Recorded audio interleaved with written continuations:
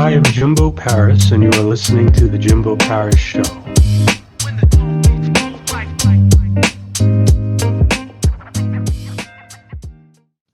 All right. Hello, I am Jimbo Paris, and welcome to The Jimbo Paris Show. Today we have Noelle. This is going to be a very interesting interview. Let's see what she has to say. Hello, how's it going? Hi, how are you? Good, good. Thank you so much for having me. It's my privilege. Yes. So, can you give me a bit of a summary of who you are, what you're about, and what your message is? Yeah. So, again, my name's Noelle, and I am a wellness coach who focuses on growth and mindset. And I got into the wellness space early on in my life. I was about 17 years old, and I started as a fitness instructor. And from there, I pursued a degree in exercise science. And I really got into the wellness space for kind of all the wrong reasons. With diet culture, all the pressures of looking a certain way. That's really why I pursued that degree. And I wanted to look a certain way. And I actually promoted weight loss and being skinny and toned and all the things. And, um, you know, I finally got my degree in exercise science and I became a director at a YMCA. Still kind of in those same mindsets, though, still about the weight loss, still about not the healthy part, not realizing about the mindset. And about 3 years ago, I moved to Nashville, Tennessee. And that's when my world, everything kind of came to surface. And I'm like, why am I doing this? Why is this my life? And that's when I started my mindset journey. I dug into personal development, self growth, all of that stuff. And I realized how many women are going through what I've gone through. So, in my journey to find my passion and my purpose, um, I use that journey to help other women and really just people in general to find their purpose and to work on the internal wellness rather than the external wellness, or at least work on the internal wellness before you chase those external wellnesses. Because once you hit that external wellness, you're like, okay, now what? So it's really important to work on what's going on inside. Great story. And my big question is, what happened at Nashville that sort of gave you that epiphany? Yeah. So I'm originally from Pennsylvania, and that's where my journey started. I was, from a very small town, population like 2,000 people. So moving from there to Nashville was a big change. I also had recently gone through some other traumatic events, like my mother being addicted to drugs and all of that stuff. So once I came to Nashville, I think it was that I thought I was going to run away from all my problems just because I was changing my location. But then when I changed my location, I was there and I was just like, oh, wait, like all these problems came with me and they actually were intensified because I took myself out of the situation. And I think that's what really made me and forced me to check on what's going on inside. And it is very hard to escape those types of experiences. Yeah.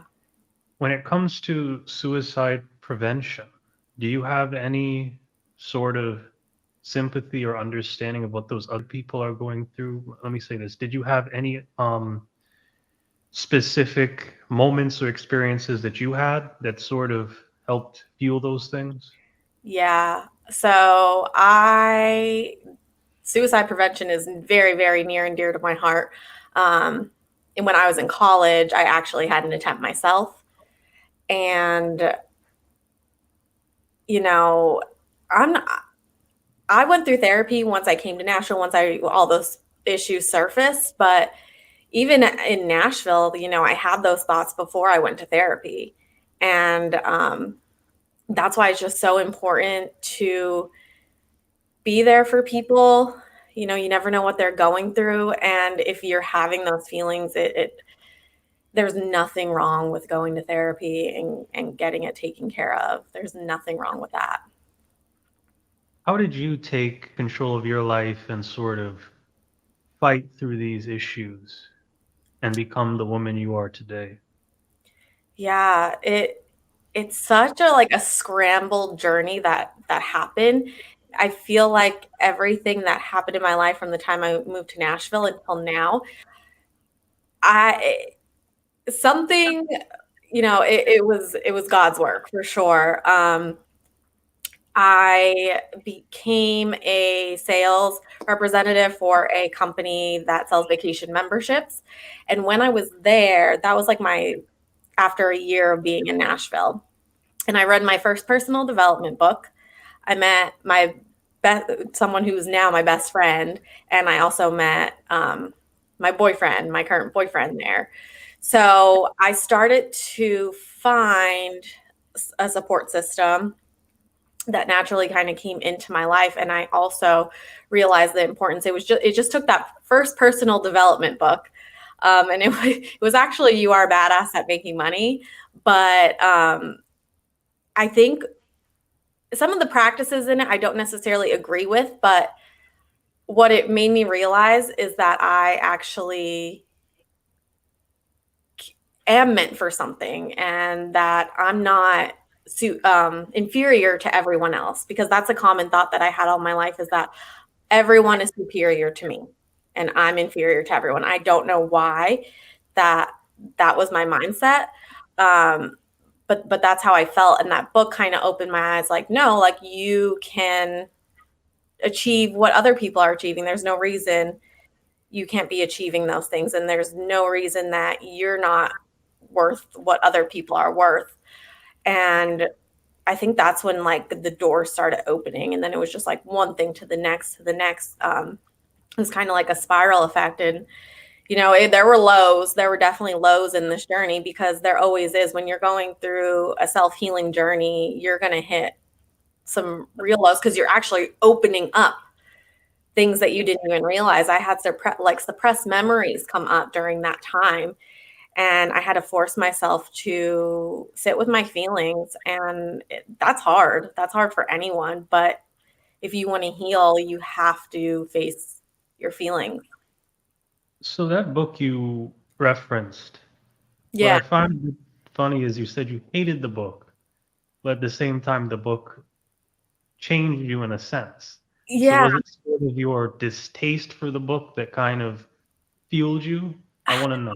No, I didn't hate the book. I enjoyed the book, but there's some things in it that I didn't necessarily agree with.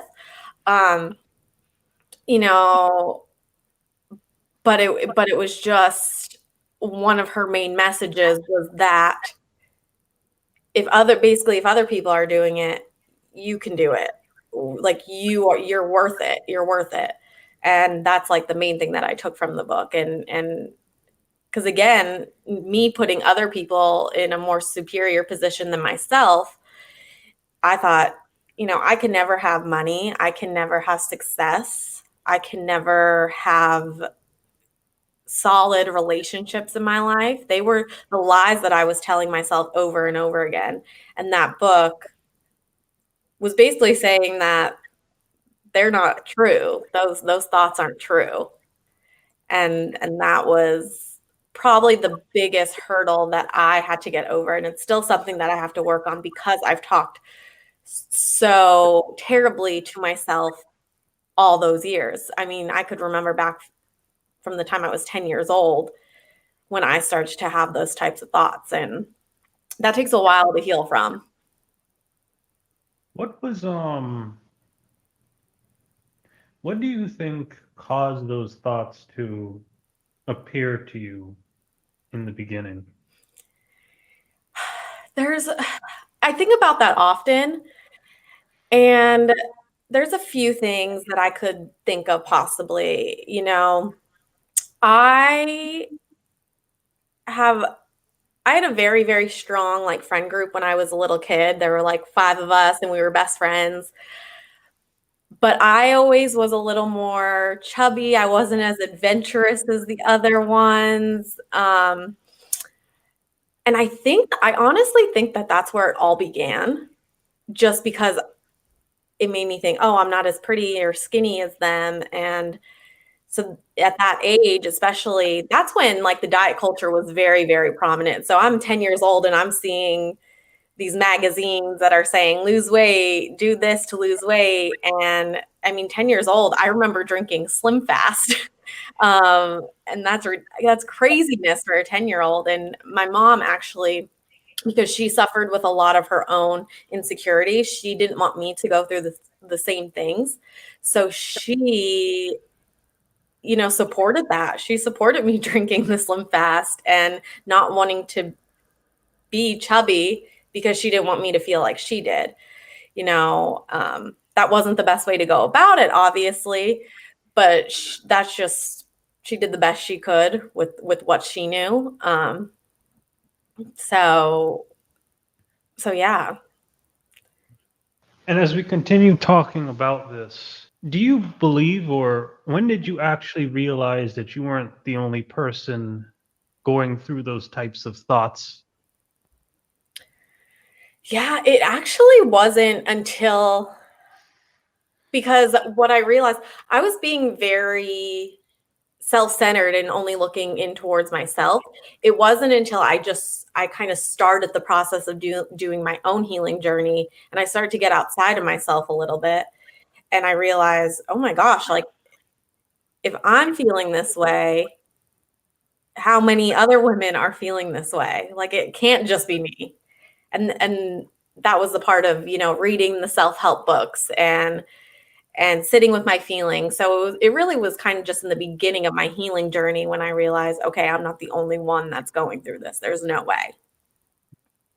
And something inside of me just felt like, okay, I feel like I'm meant to help other people. Is that why you have "You Are Enough" tattooed on your right hand? Yeah, it is. I don't know if you could see it. Yeah, it is. So me and my boyfriend actually went through a breakup earlier in the year. We are back together, but it was because I was in a space where I needed to just focus on myself. And again, just part of that self-healing journey. That's why I got that tattoo. And I actually got the semicolon as well, which represents and symbolizes suicide prevention. So And what's your significance with the two words "be still"? yeah, so it's so funny when I think back to my tattoos. It takes me right back to those moments in my life. And I am someone who feels like they need control of I want to control everything, all the steps ahead of me. I've always been somebody who's naturally like 10 steps ahead. And when my mom was going through her addiction, I mean, I was in college, and I felt like I was a support system for my family because I feel like they didn't know how to deal with it. So I felt the need, because I just feel what people are feeling. I'm very empathic, so I felt like, okay, I need to step up because I don't want them to be feeling this way. So how can I help and how can I take care of it? So it was during that time when I got that tattoo, when she was going through that, and it was my reminder that I can't control what my mom is doing at this point, because of course there was some thoughts of, oh, like blame on myself, or like maybe I could fix this, or maybe I caused it. All those thoughts do come up. But it was during that time I had to realize, like, no, this is a her thing, and there's nothing that I can necessarily do about it. While also dealing with your problems on the side there, how did you handle eating disorders? Yeah. So I basically started my eating disorders probably when I was 10 years old, when I was drinking that Slim Fast.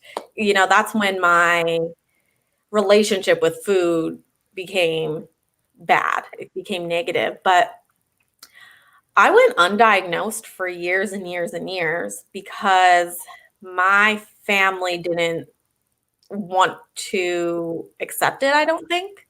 And I can't really speak for them, but I felt like, now on the outside looking in, I feel like they didn't want to accept that. They they like to put on the persona like everything's fine, everything's good, we're a big happy family, and everyone's great. Um, I did see a therapist when I was in like my freshman year of college, when my mom was like, actually did. She's like, okay, maybe you do need to see a therapist. And that's when she diagnosed me. But I told my mom I don't want to go anymore. And she's like, okay. So I stopped seeing her. And then I saw a therapist when I came to Nashville, and we dug into that more, and kind of realizing it wasn't about the food, it was about my control issues. That you know, and that's very common with eating disorders, that it's a control thing. I felt like it's something that I could control, but um, yeah, I went a lot of my life just with this. Literally, food and losing weight was the top thing on my mind at all times from 10 years old until like 18 years old. And that's just wild to me. That's so much wasted energy and time. And I remember vacations with my family, knowing that I had to be in a bathing suit. I ruined my vacation every single time I went on a vacation. I never enjoyed it because I was panicked about my body image. It's wild to think of, but yeah. I want to get more in depth on your idea of control. Yeah. What do you define having control issues as? And how do you think you could help other people deal with the same control issues that you overcame?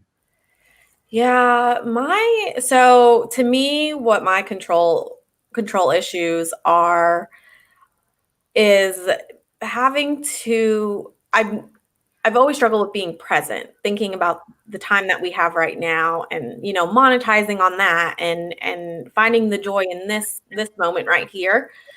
I'm typically like a to-do list person, but I'm like 2 weeks ahead. Like, I'm looking at a to-do list 2 weeks later, wasting my time now focusing on what's going to happen 2 weeks, which may or may not even happen, right?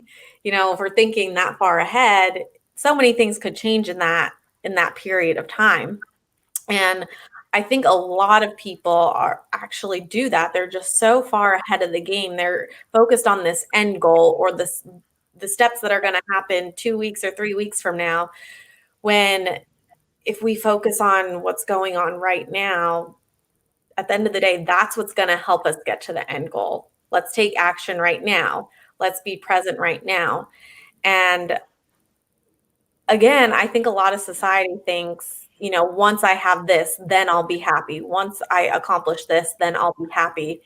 And I think that's one of the biggest misconceptions of life in general, because it's the journey that we have at the end. It's the journey. And that's what I try to help women and people enjoy the journey and be excited once they do hit that goal. I feel like sometimes when we hit a goal, we're like, okay, now what? It's like, no, let's celebrate it. Let's be happy for ourselves. Let's soak in this moment and then be like, okay, what's next? But in a more excited way, like, let's do something else to grow and get better. Like, what's next on the agenda?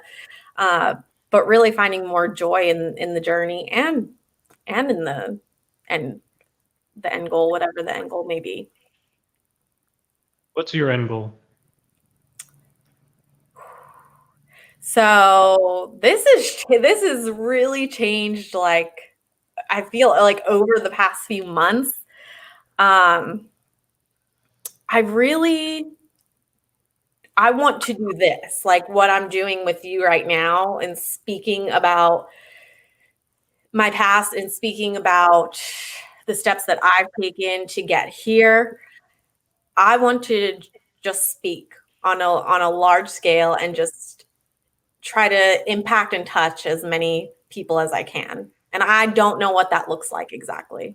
I don't know what that looks like. Um, but again, I'm trying to enjoy the steps in the journey in the meantime, and not think, oh, what is this end goal? You know?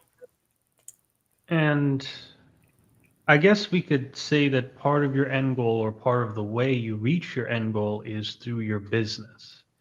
Can you kind of discuss a bit what kind of motivated you to start a business and how did you begin to understand the the sort of system of how running a business works? Yeah. So if I'm being completely honest, one of the main reasons I wanted to start my own business is because I hate working for people. I just, I don't like in jobs, I don't like working for people. And that's just part of my personality. And if someone out there listening is like that, it doesn't make you bad. It doesn't make you, any type of way. It just, there are people out there that are meant to work for themselves and like the entrepreneur type life, and that's okay. Um, I will say that one of the biggest lessons that I've realized is that starting a business takes patience. So you have to be prepared for it to take some time and to find your right audience. One of the biggest struggles that I've had is finding the right audience and honing in on a niche. They always say, to hone in on a niche. And for me, that was so hard. And I'm still trying to narrow it down. But I'm one of those people. I'm like, I want to help everyone. I want to talk to everyone. I'm open to helping everyone. But at the end of the day, you'll end up helping less people if you got to start somewhere. You got to start somewhere so you could start branching out. I work with a business coach. A lot of it is networking. I try to, whether it's virtual or in person, I try to just talk to as many people as I can. There's a group called Tennessee Women Connect here in Nashville that, I go to a lot of their events, and just creating relationships, at the end of the day. I'm not big on like systems and, as soon as I can, I'm going to hire someone to deal with that type of stuff. But in the meantime, it's like relationships and connections. And, you work with one person and then they tell someone else about their experience, and then you have that word of mouth.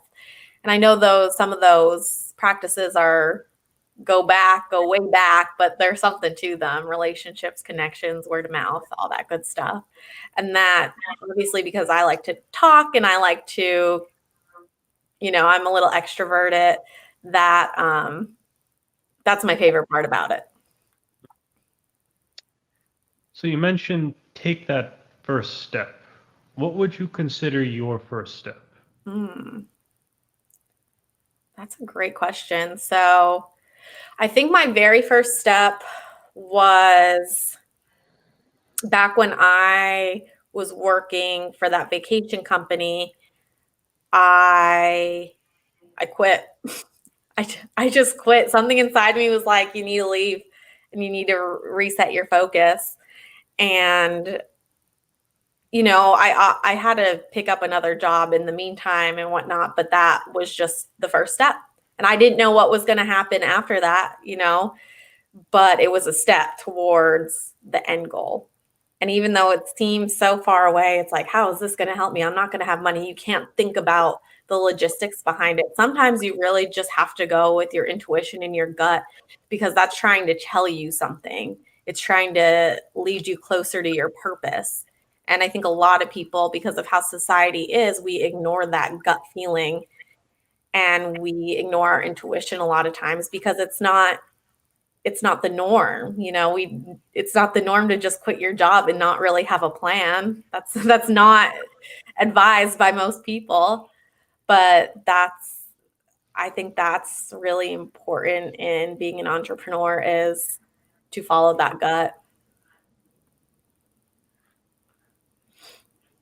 And you mentioned going with your gut feeling. How did you know for certain that there were other people around you that could sympathize with you and kind of connect with you on this type of problem? Because I think a lot of people, they deal with these issues because they think they're the only one going through this when they're not. Yeah. Yeah. I think like I mentioned earlier, I am a very empathic person, and I feel other people's feelings, whether it's through social media or, the people that I'm with. I think social media was a big outlet, seeing what other people are posting about, kind of opened my eyes to about these other people going through these struggles. Um, and even when I came to Nashville, I started thinking about people from my past that I went to high school with. I'm like, I bet they're going through that too. Like, I bet that's why they were acting this way or being this way. And I really think it empathy is one of my so-called gifts, right? And I think that's why I have the responsibility um, to really pursue what I'm doing because I do have that gift of empathy. And for that reason, I need to do this and try to help people because I have that empathy. And what do you think helped to build this empathy within you? I don't know the answer to that because I felt that even when I was young. I always just wanted to make sure everyone around me was okay. I didn't want to be too much for anyone because I could sense if I could sense my parents were struggling in any way, like I didn't want to bother them. So it really was just I remember it from a very young age having that empathy. Um, it wasn't really until I started going through my own healing journey again that I realized, okay, I need to use this empathy for this reason to really help other people. Um, so I think the way that I've used my empathy has changed over the years and has changed through my own journey, but I believe that it was always there for some reason, and that's why I think it's such a gift that I have. Um, yeah, I think that's why I think it's such a gift because for as long as I could remember, I've had it.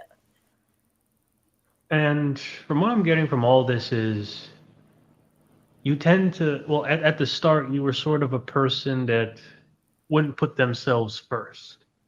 You always put other people before yourself. And the big change that you had was as you learned to put yourself first. And do you think, because what I'm getting from this all is that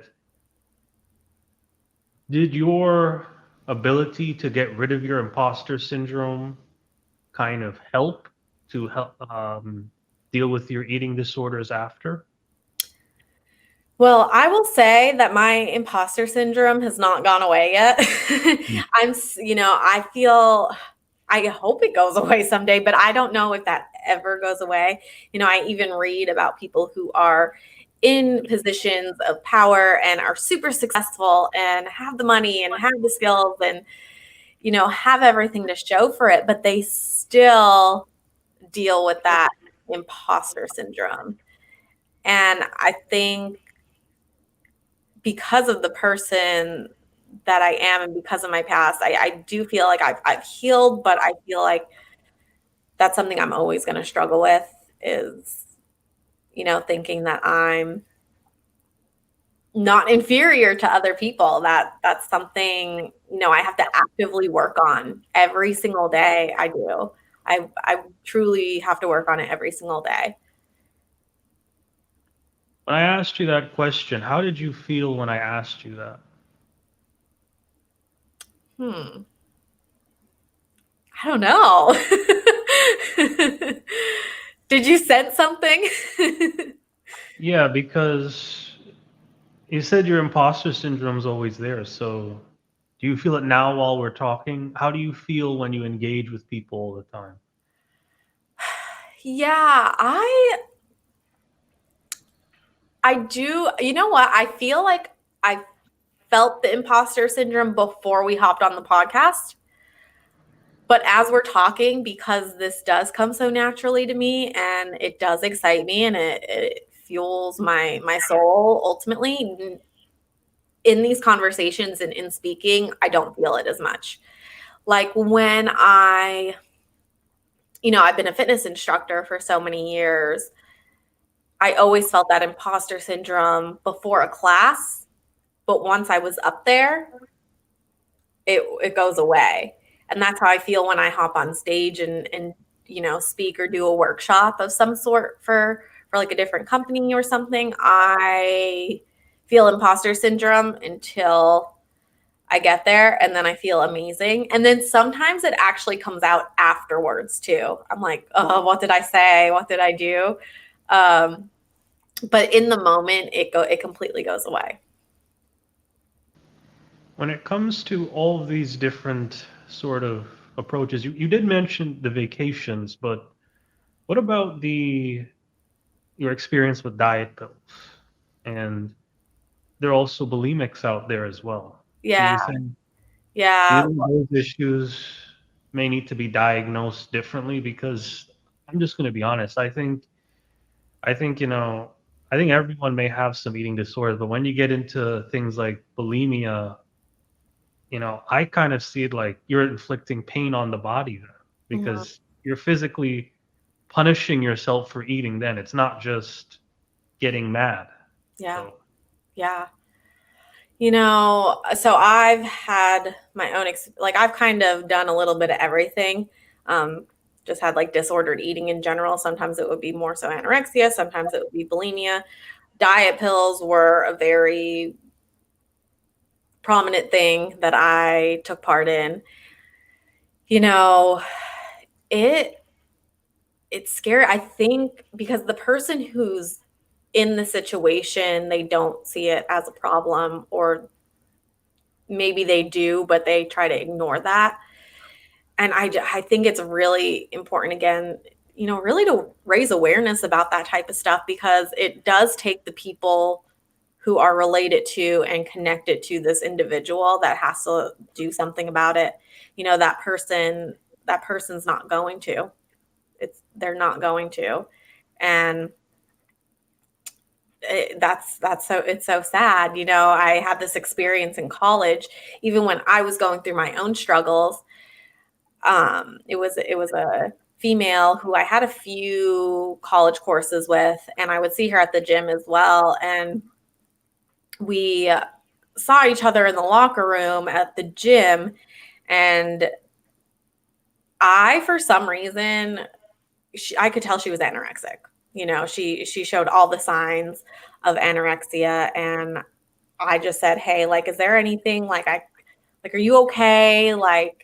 And she actually broke down to me. She completely broke down to me. But sometimes it just takes one person to show, like, "Oh, hey, I care about you and I'm here for you," as opposed to like really sitting back and just letting it happen or enabling it in any sort of way. Um, just letting someone know who has an eating disorder, like, "Hey, like, are you okay? Like, what's going on?"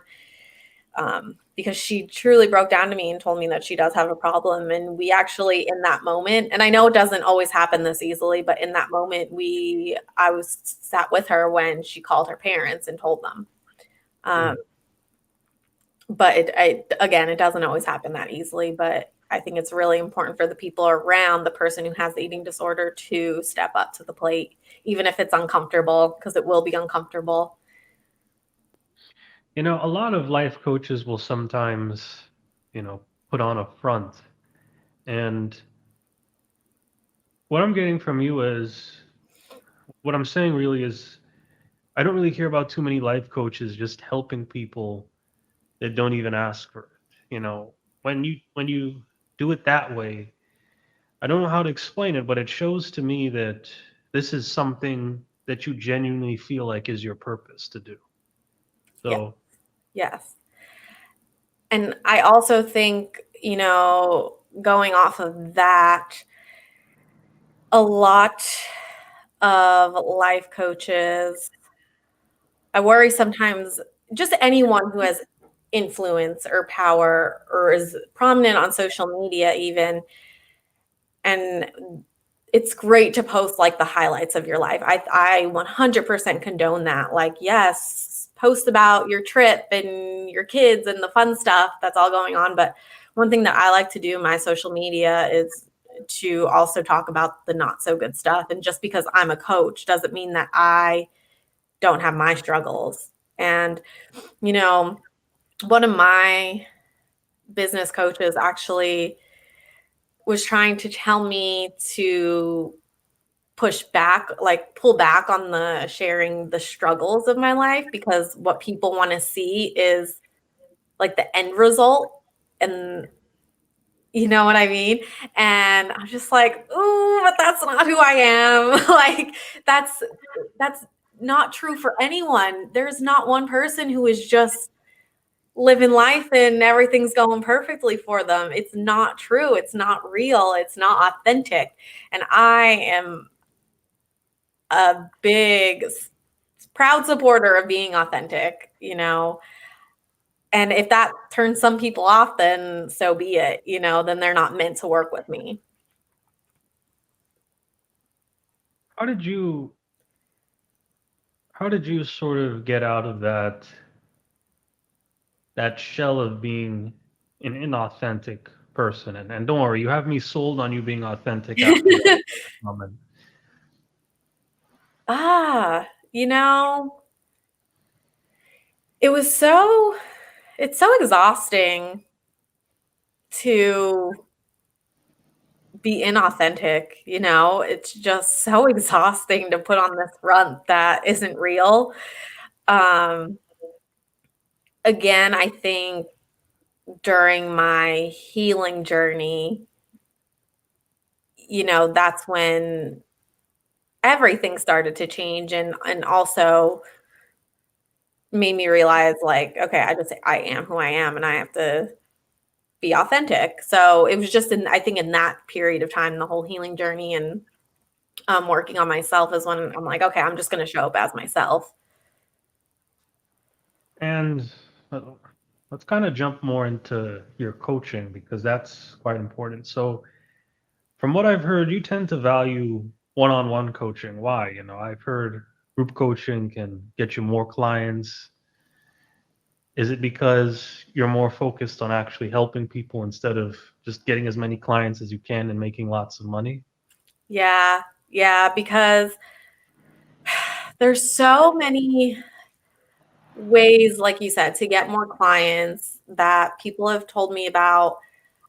But if something doesn't feel right to me, I'm not going to do it just because I'm going to make more money from it. Like, I can't do it. I cannot do it. And my business coach probably, you know, I probably drive her crazy because I'm always like, I don't think I'm going to do that. And like, that's not to say I'm not open to, you know, my business coach's expertise, because I am 100%. We definitely work together on some things. But you know, two things that I'm passionate about is I do like helping groups, you know, just on a very surface level type of thing, just like talking about one topic, but I like to try to get clients out of that. And yes, again, to help them more one-on-one, because group coaching can maybe strike up some excitement or strike something in a person to want to get help. But the one-on-one is where it's at. That's where you're actually going to see the changes and the differences in your clients and in the person. You know, I personally think everyone out there should work with some sort of coach at some point in their life, whether that's a life coach, a wellness coach. Um, you know, I think it's super, super important, as well as a therapist. So, What is your definition of a coach? And what do you think a coach can bring to the table that a therapist maybe can't? yeah. So, I always like to tell people that the difference between a therapist and a coach is that the therapist is going to dig more into your past, into your childhood traumas. Um, but a coach will help you more so on the day to day. Like, okay, what do we do from here? They're not going to dig into the past.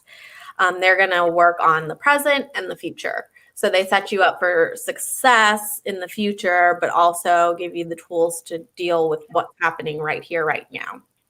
So what a coach really offers is tools. One thing that I work strongly with my clients on is developing daily habits, strong daily habits, especially a morning routine. I don't care who you are. I think everyone needs some time just for themselves in the morning without their phone, without any distraction.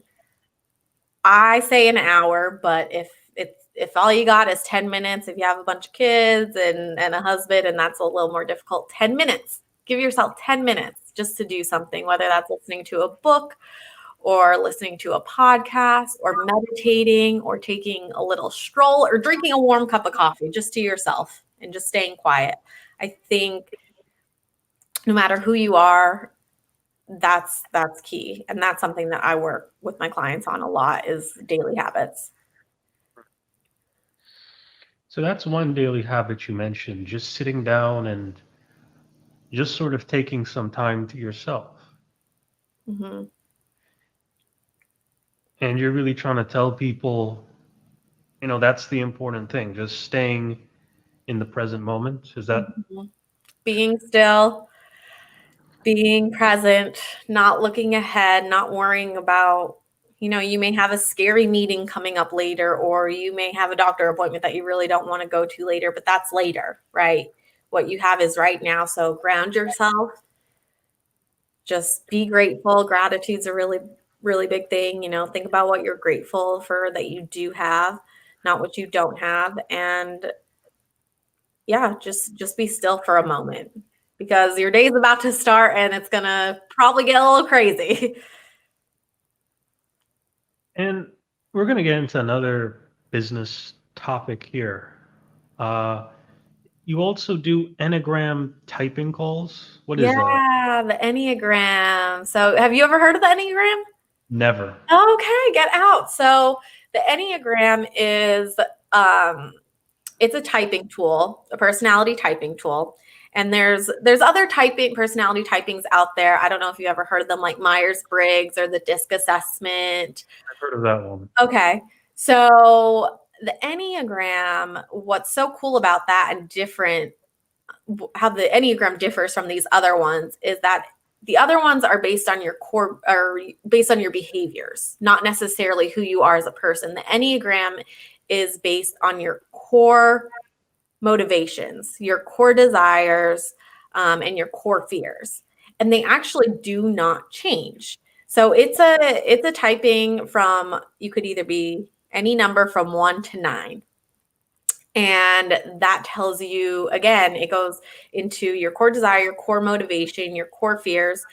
And it really is such an amazing tool to help you grow because you're like, okay, I am the way I am because this is my Enneagram number. So I'll give you an example to make it make more sense. I am a type 3 on the Enneagram. So the type 3 is nicknamed the achiever. And the core desire of a type 3 is to be kind of have a sense of worth and to be appreciated and loved for their achievements. Their core fear is that they won't achieve enough and that if they don't achieve, they're going to be worthless, which probably makes sense going back to our whole discussion today and how I am as a Coming together. what? Everything's coming together. Yeah, right. So that's why when I realized what my Enneagram type was, and I kind of realized this a few years back because I was reading into Enneagrams a little bit, and then I went through a period of time where I'm like, I don't like these because they box you in. I thought like any of those personality testings kind of box you in.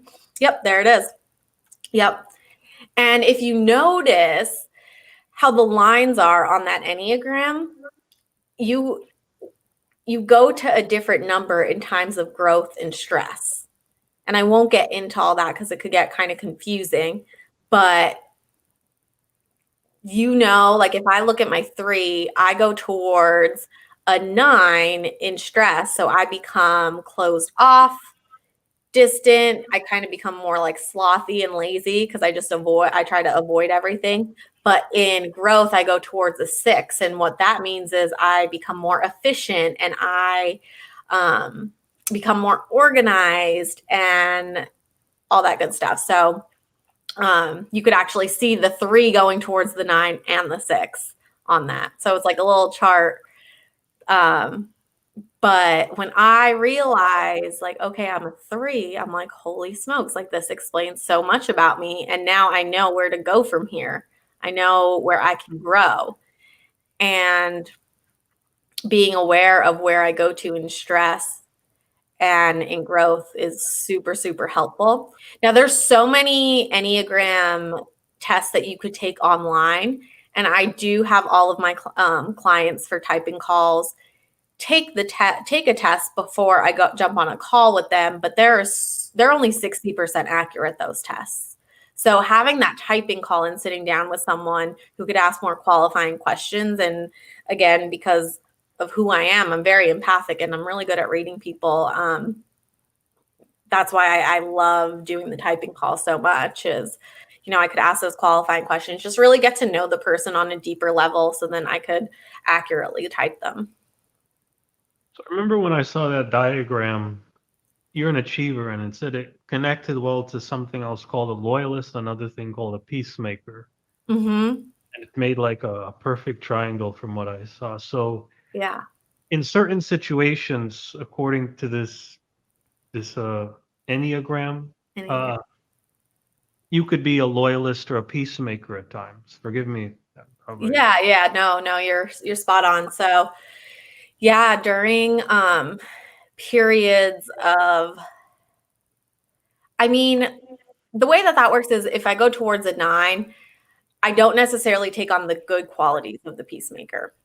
So the peacemaker becomes very lazy and shuts off during their times of stress, and that's what a 3 does in times of stress. Now the loyalist is where I go to in growth.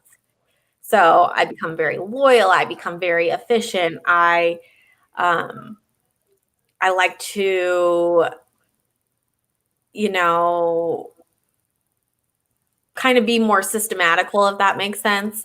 But that's where, and every number has another number that they go to in stress and in growth. That makes a lot of sense because as human beings, we do sometimes change in order to deal with different situations. Mm-hmm. Like if you take a test and they say you have a happy personality, you're not always going to be happy. Like what at a funeral? What happens then? Yeah. This is why I don't understand certain things like optimist and pessimist. Like I don't understand how you could be happy or negative all the time, you Yeah. know? Yeah, that's 100% true. And that's why I love the Enneagram so much, is because it definitely touches on where you are during those sad times or those upset times or those stress times. It's not just like, oh, all these great things, rainbows and butterflies. It actually gives you areas to work on. And when you read it, when you find out more about your type, it's like, okay, like I do get very lazy and shut off when I'm stressed out and I don't want to deal with the world. So, what can I do when I realize that I'm going into these patterns? What can I do? And then you work through those. And that's why I love using the Enneagram coaching, not only just to type people and get to know them better, but also to use it for the clients that I do have, because it helps me understand them better and how to coach them better, because I'm not going to tell someone who is a type 3 like me, I'm not going to tell them, okay, you need to do this, you need to do that. I can't be very firm with them because I don't take well to that. And a 3 won't take very well to that because they're already so hard on themselves. So I have to take a different approach with a 3 than I would, let's say, a 9. Every type I need to take a different approach with. And you think this gives you sort of an edge over other coaches when it comes to really, because I think a big component to being a good coach is just simply understanding the client. You think these types of tests give you sort of that edge? Yeah, I really, really think the Enneagram does give me an edge because it not only helps me understand someone better, it helps me explain to the client how to understand themselves better. So then they can become more efficient as I'm coaching them because they're like, oh, this is why I do this. So I'm more aware of it now. And this is what I can do in those situations and in those moments. So it not only helps me understand the person better, it helps the person understand themselves better. So can you kind of give me one specific success story and maybe their Enneagram test as well? Success story. So someone you've worked with. Oh, yes, yes. Oh, yes. So I had a client a few months back who she's single in her 40s, kind of unable to find her purpose. She just kind of feels a little lost going through the motions, as a lot of clients who do come to me do feel. They kind of feel like they're just going through the motions. And I one of her passions used to be drawing, and she just hasn't done it because she hadn't been feeling it. She hasn't been feeling herself. I mean, and it's been years and years since she was drawing. And I worked with her, daily habits, going through some of the coaching practices that I use. And she just started finding herself more. She took that time for herself in the morning and got more connected with who she was as a person. And that's kind of what it's all about. It's about reconnecting with yourself and giving yourself that time and space and quiet to and creativity to figure out, okay, this is who I really am.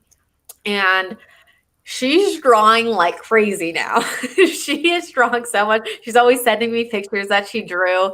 And I don't work with her anymore, but she's still sending over pictures that she does. And her work is beautiful.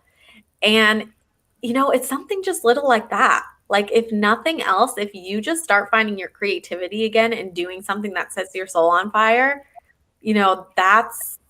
that's worth it to me. That's completely worth it to me. So that's one that just kind of came to the top of my mind that I like to tell people about. Great story, but what was her Enneagram type? Her Enneagram type was a 6. Enneagram. I keep on pronouncing that. Enneagram. It's okay. If you never saw it before, it's like, what is that? She was a 6 Enneagram. So she was the loyalist. So a type 6 has one of their core differentiators is that they have an inner committee going on. And I like to use the example of the movie Inside Out. I don't know if you've ever seen it.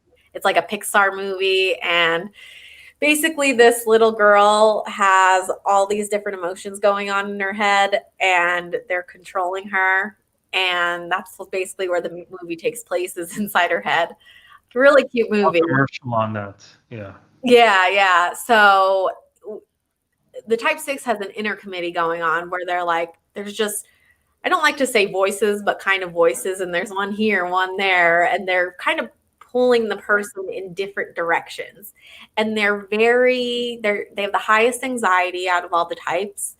They feel like the world is kind of unsafe and they really desire protection and whatnot. So for a 6, it's really important to quiet those voices. And again, that's why having that morning routine and sitting still with yourself and, reading a book to distract yourself from all the voices going on and just be here in the now. And that's why that morning routine that I developed for her did a world of difference before we even dug into the other work.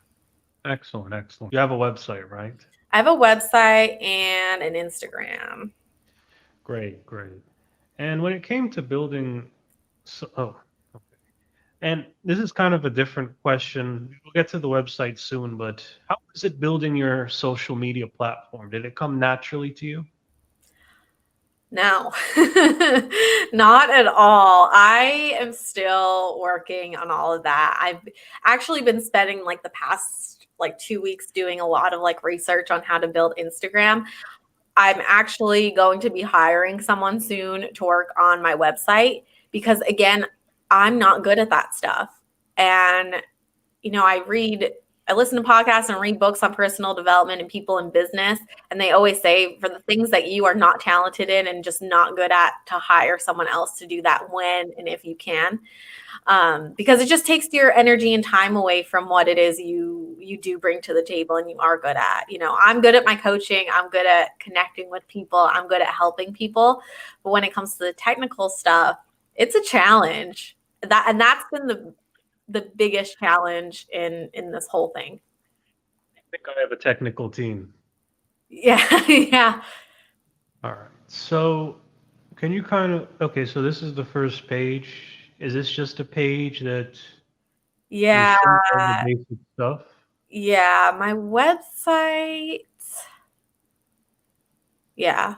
There's really not many pages to it. There's the bio and then the front page, and there is a services page, but I am working on actually utilizing Instagram a little more and kind of getting a link tree on there to put all my services on there.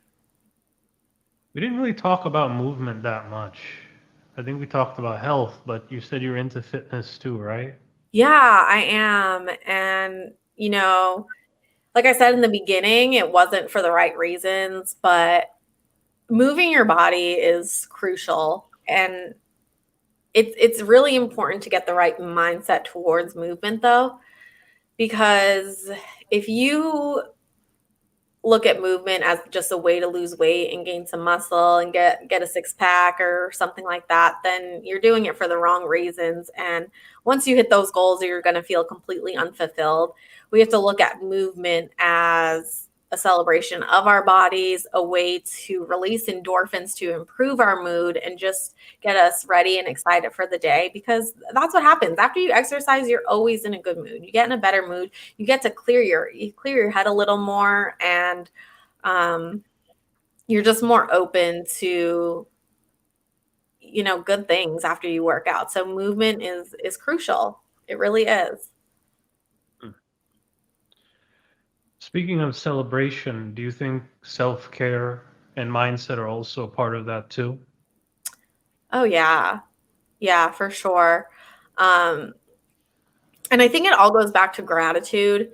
If you're not practicing gratitude daily, then it's going to be really hard to do any of these things, because you're not going to see it for the greater good of yourself. You're just going to be doing it more so like, oh, I have to do this. But um yeah, I think when we look at ourselves and be like, okay, we get to expand our minds, and we get to e- expand our connections in the world, and we get to do this, we get to do that, then life starts changing for you when you have that mindset. So how do you use your blogs now to kind of help relay information to your community? Do you have a blog page on Yeah, this? I do. And I go through phases of posting on the blog, and then I go through phases of not posting on the blog. I try not to use my blog as like, oh, you have to put out this many blog posts. I just use it when I'm feeling creative and called to do that. And I get pretty raw and real in my blogs. So it's not all rainbows and butterflies on my blog.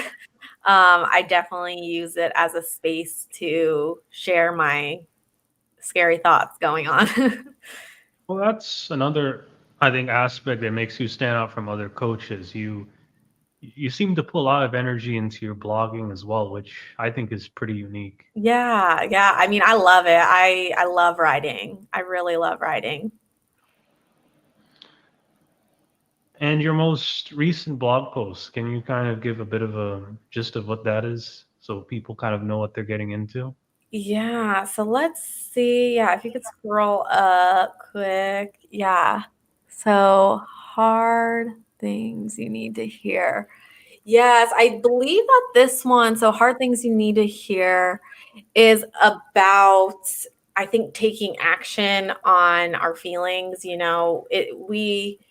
It's our responsibility to seek out a coach and hire a coach. It's our responsibility to let maybe set our alarm an hour earlier the next day. It's our responsibility to get out of our own comfort zone to grow. No one, at the end of the day, no one is necessarily going to come in and rescue you. So sometimes we do have to just be like, okay, like, let's go. I got this. Let's just take the first step. Let's hire the coach, or let's just set our alarm 1 hour earlier tomorrow. Like, let's just do it. So that's what that blog post is about.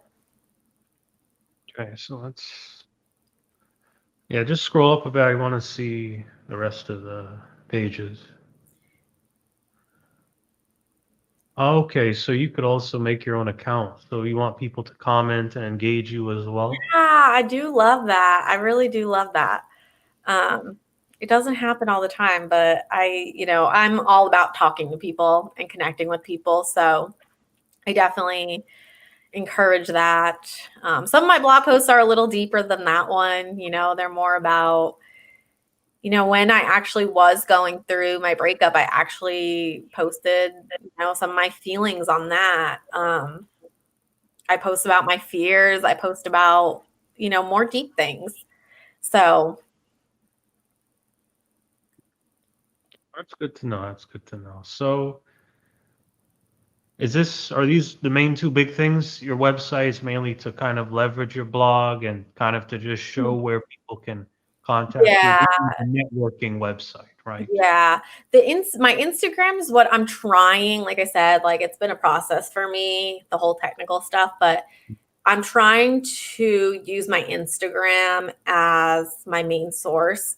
I'm actually just like got in the process of creating a link tree where people could go in and book any service in there, whether it's the typing call or I use Calendly for that, for the typing calls and the one-on-one discovery. I do discovery calls before I work with anyone, it's just a 15-minute free call where I could just chat with the person and see if we're a good fit for each other, see what they're looking for. Um, so I am trying to transition to my Instagram being one of my main sources. Okay. Okay. And main sources for what exactly? Are you going to use that to sort of sell your courses or your products in the future? Or are you going to use that more to just show your blogs to maybe a wider audience? Yeah, I think honestly a little bit of everything. I am going to use it because I'm hoping, like, of course, in the future to do maybe some sort of like course that I could sell, something like that, and to offer my one-on-one coaching. Again, I've been working with this one girl. She's been helping me a little bit to learn how to get more traction from Instagram by doing reels and posts like that. I'm actually thinking about doing some live posts, just to get my thoughts out and, cover a topic that maybe I talk about a lot with my clients that people seem to be interested in. So, yeah, kind of use it as like my business page. So I think we're coming to an end on this interview. It was a great talk. Yeah.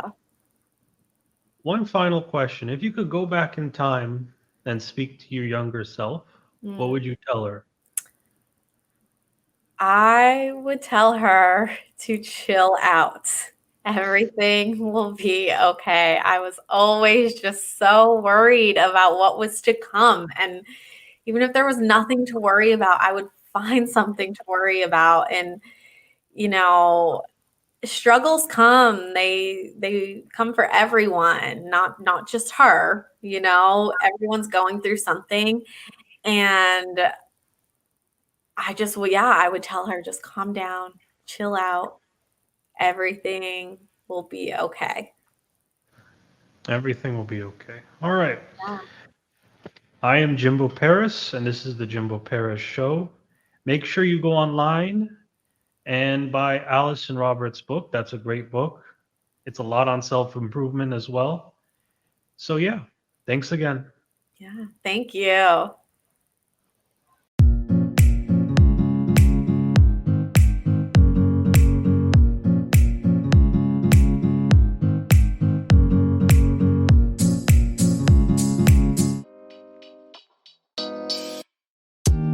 Thank you for listening to the Jimbo Paris Show.